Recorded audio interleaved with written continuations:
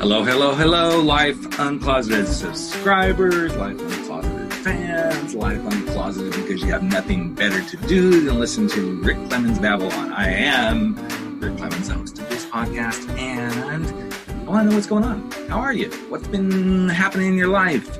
How are things? Are you challenged? Do you need some help? You know, maybe you want to know what's on the holiday shopping list and what's not. Maybe you need some more time. Do you see that I'm a pretty dang curious guy? And that's why I'm asking all these questions, because I love being curious.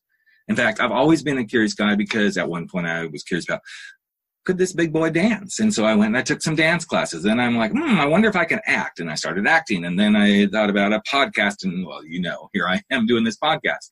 And my life has been a series of being a curiosity seeker and explorer.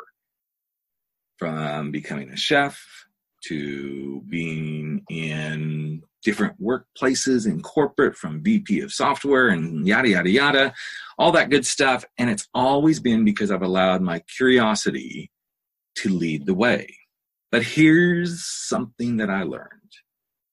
Sometimes I can get stuck in curiosity, like deep in the mud, in the shit of curiosity, and I don't get anything done.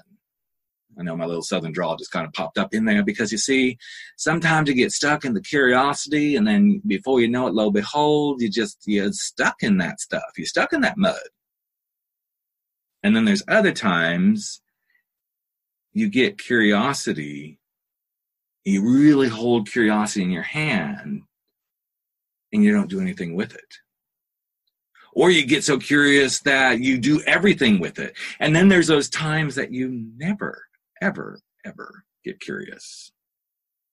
Now, why am I talking about this? Because I believe that this time of year, not necessarily just this time of year, but I think this is a time when people truly get curious. In the years coming, if you believe in setting those New Year's resolutions or goals or whatever you want to do with those things or call them, it's because in some way you're being curious. But here's what I want you to consider. How does curiosity serve you? What ways has curiosity helped you in the past? How can curiosity help you get stuff done, and how does it get in the way of you doing things?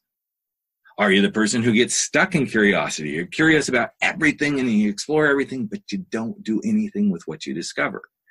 Or, there's always an or do you avoid curiosity because you don't want to get the answers because they might not be the things you want to hear? The truth is, every day, in every way, little sing-song there, we all are curious. In fact, I would venture a guess that for most of us, the first thing that pops through our minds in the morning is some form of a curiosity. It could be a question. It could be, why am I awake so early? That's being curious. It could be, what am I going to do today? All of this stuff is around curiosity. But, and there's always a but, if we don't use curiosity in the best way, we can't move our lives forward. Because here's the thing. If you only use curiosity for yes and no answers, then you're always going to live in a yes and no world. But instead, I want to invite you to start asking different questions that can't be answered in yes and no. And I know I've talked about this in the past, but I want to bring it forward because I think this time of year is a great time to get past the yes and no. Think about it. You want to buy somebody you care about a gift. The question you always ask, and don't say you don't because I know you do, and many of you are going to start nodding your head here in a minute, is, I wonder if they will like this. It's a yes or no question. So let's flip that around. If I bought them this, what do I think they would most enjoy about it? If I get them, I'm getting tongue-tied here, but if I get them this gift, how would it most benefit them, improve their life, bring them joy? These are the questions that start to guide us to the real stuff. So instead of just going, let's go black and white, yes or no, blah, blah, blah, let's start asking the really good, curious questions. Because the more curious you get about your life, the better your life can get. If I really want to improve my life, what's the next best thing I should do? Cannot be answered yes or no. If I really want to have an impact on someone this holiday season, how can I do that? Cannot be answered yes or no. If I want to have the most stress-free holiday experience for myself, what do I need to do each and every day? Again, cannot be answered yes or no. And all because you're getting curious in a slightly different way than you ever have. And when you get to do this, you have more joy, more happiness, more excitement, more adventures, more challenge, good challenge, bad challenge. But when you allow yourself to be fully curious, you discover so much more. And I know that's a bold move to maybe start doing stuff differently, to ask those kind of questions. But trust me, I love it when I don't just answer yes or no.